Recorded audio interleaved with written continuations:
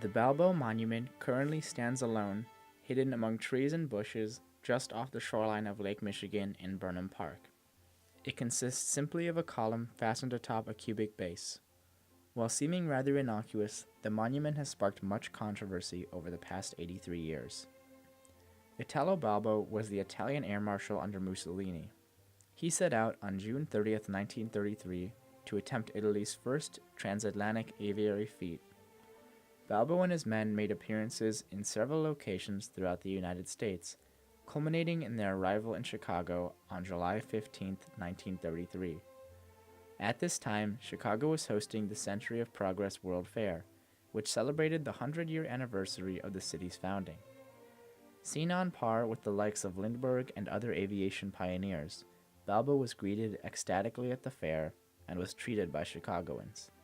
He even received an honorary chief title from the Sioux Indian tribe. Back in Italy, Mussolini had been excavating the ancient port city of Ostia. He attempted to adapt classical imagery in ancient Rome to glorify his present regime. Seeing an opportunity to do just that, Mussolini tore out one of 8 columns lining a temple in Ostia and had it shipped to Chicago together with an inscripted base to commemorate Balbo's flight. The message, which reflects Mussolini's appropriation of ancient Rome, reads, "This column, 20 centuries old, erected on the beach of Ostia, port of Imperial Rome, to safeguard the fortunes and victories of the Roman triremes. Fascist Italy, by command of Benito Mussolini, presents to Chicago exaltation symbol memorial of the Atlantic Squadron led by Balbo that with Roman daring flew across the ocean in the 11th year of the fascist era."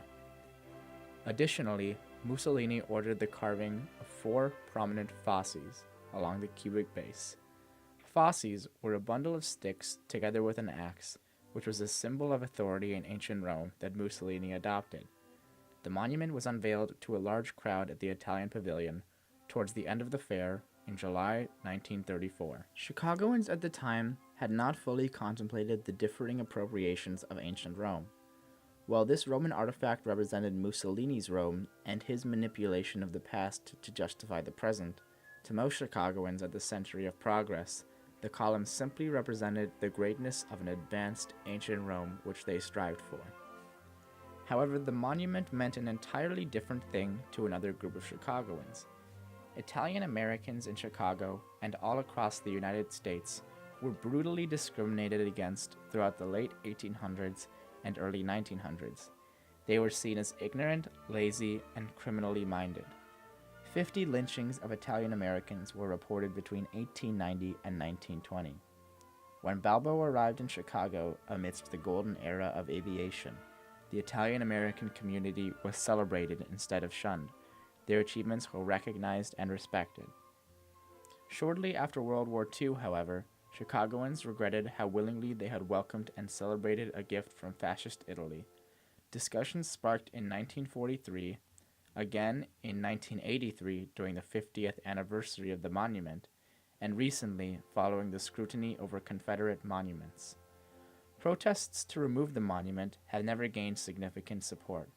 Professor of history at Loyola University, Anthony Cardoza, speculates that movements to remove the statue have never gained steam because the brutal actions of Italian fascists are overshadowed in the public's mind by the atrocities committed by Hitler.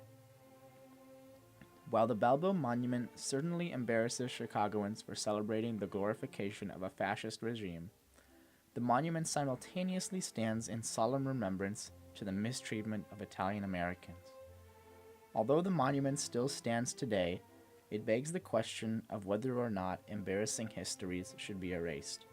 Should the monument remain standing to commemorate an important culture shift for Italian Americans in Chicago, or has the monument perhaps outlived its purpose? Either way, the monument remains standing to this day.